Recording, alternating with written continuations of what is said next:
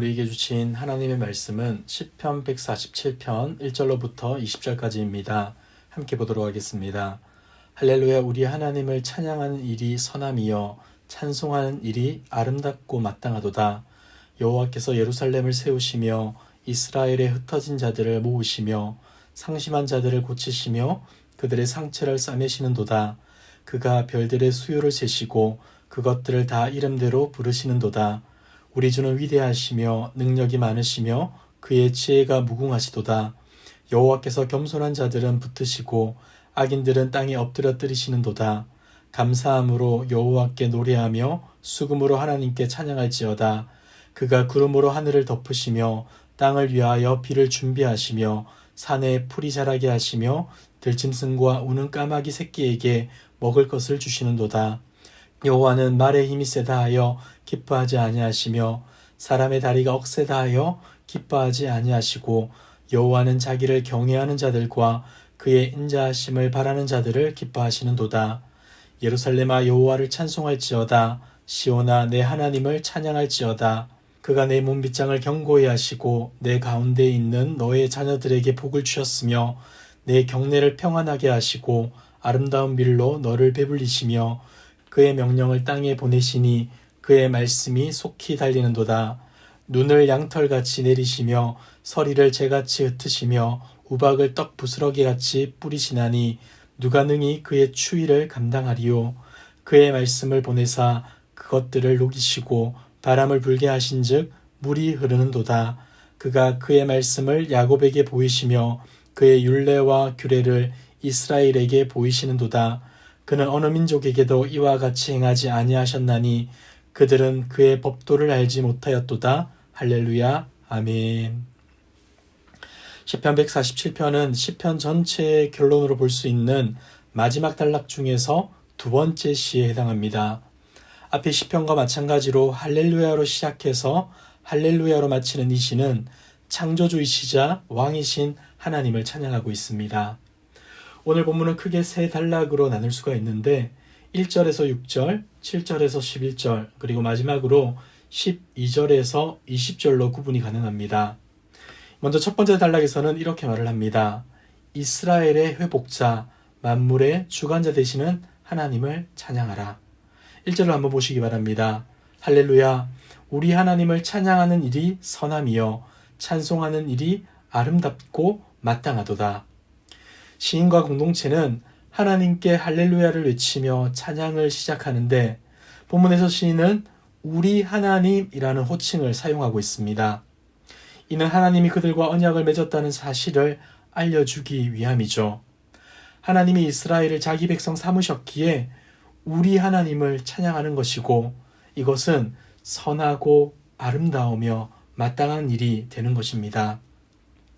이어지는 2절과 3절은 포로 귀환의 사건을 은유적으로 서술해 줍니다. 실제로 하나님께서는 예루살렘을 세우시고 이스라엘의 흩어진 자들을 모으셨습니다.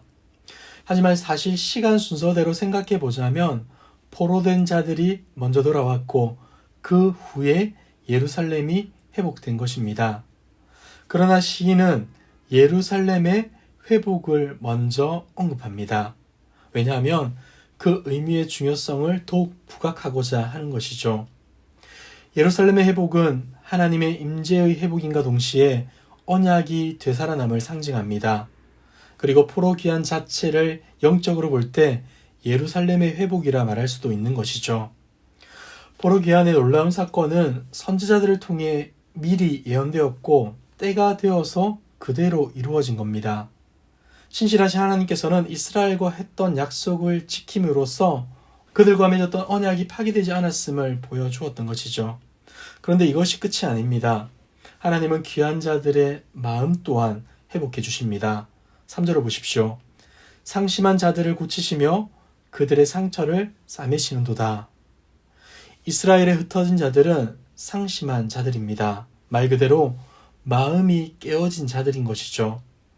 하나님께서는 그들의 상한 마음을 싸매어 주시고 치료해 주십니다. 세상은 우리를 몰라주고 오해할 수 있어도 위대하신 하나님께서는 우리를 아시고 우리에게 관심을 가져주신다는 것이죠. 사랑하는 성도 여러분, 이런 우리 하나님을 찬양하는 것 너무나 당연한 일 아니겠습니까? 하나님의 은혜와 사랑을 다시 한 번 더 기억하며 기쁨과 감사로 하나님께 찬양 올려드리는 저와 여러분들 되길 주님의 이름으로 축복합니다.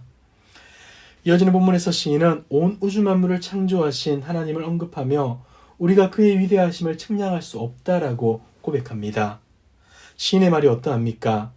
하나님은 별들의 숫자를 다 세시고 모든 이름을 아시는 분이라 말하고 있죠. 사랑하는 성도 여러분, 하나님께서는 천체나 생물까지도 일일이 다 아시는 분이십니다. 그렇다면 사랑하는 자기 백성, 우리에 대해서는 어떠하겠습니까? 그의 관심이 어떠하며 우리를 얼마나 잘 알고 계시겠습니까? 우리에게 마음을 쏟으시는 창조주 하나님께서는 그의 많은 능력과 무궁한 지혜로 자연과 온 세상에 있는 백성을 다스려 주시는 것이죠. 그리고 또 한 가지 공의로 우리를 심판하십니다. 다음 단락인 7절에서 11절까지는 만물의 공급자이자 자기 백성을 사랑하시는 하나님을 찬양하라 말합니다. 앞서 3절과 4절에서 만물에 대한 하나님의 관심과 통치 능력을 보여줬다면 8절과 9절에 이르러서는 하나님이 하늘을 구름으로 덮어 땅에 비가 내리게 하시고 이로 인해 산에 풀이 자라 그 풀들로 들짐승과 새들을 먹였다라고 말해줍니다. 이 모습을 통해 우리를 책임져 주시는 하나님을 깨닫게 해주시는 것이죠. 그렇다면 우리는 어떻게 살아가야 하겠습니까? 11절에서 이렇게 말합니다. 여호와는 자기를 경외하는 자들과 그의 인자하심을 바라는 자들을 기뻐하시는도다.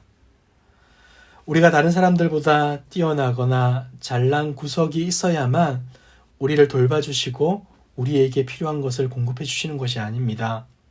오직 하나님을 향한 믿음과 사랑으로 반응하며 살아갈 때 하나님은 그러한 자들을 기뻐하며 그들을 돌봐주시는 것이죠.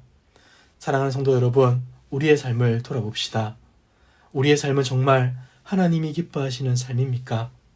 하나님만을 경외하며 하나님이 주시는 사랑을 갈망하며 살아가고 있습니까? 혹 우리 안에 하나님이 주신 것을 가지고 내 것인 양 생각하는 교만한 마음이 있다면 지금이라도 돌이킵시다. 그리하여 온전히 우리의 연약과 한계를 인정하며 주님이 주신 힘과 능력을 의지하며 사는 저와 여러분들 되길 주님의 이름으로 축복합니다. 마지막으로 12절에서 20절까지는 이스라엘의 회복자이자 말씀의 수여자이신 하나님을 찬양하라는 내용을 담고 있습니다. 하나님이 택하신 예루살렘과 시온도 시인과 함께 하나님을 찬양해야 할 대상으로 초대하고 있는 것이죠. 2절과 3절에서는 어떤 내용이 있었습니까? 예루살렘과 이스라엘 백성을 회복하신 하나님을 찬양하라 했죠. 13절에서 14절까지는 시온을 다스리시고 축복하시는 하나님을 주목하며 찬양하라 합니다. 특히 13절에서는 회파된 예루살렘의 성벽과 성문을 세우고 빗장을 재건하였다 말합니다. 이를 통해 이방인들의 공격을 막아낼 뿐 아니라 자녀들의 안정과 평안을 허락해 주셨다는 것이죠.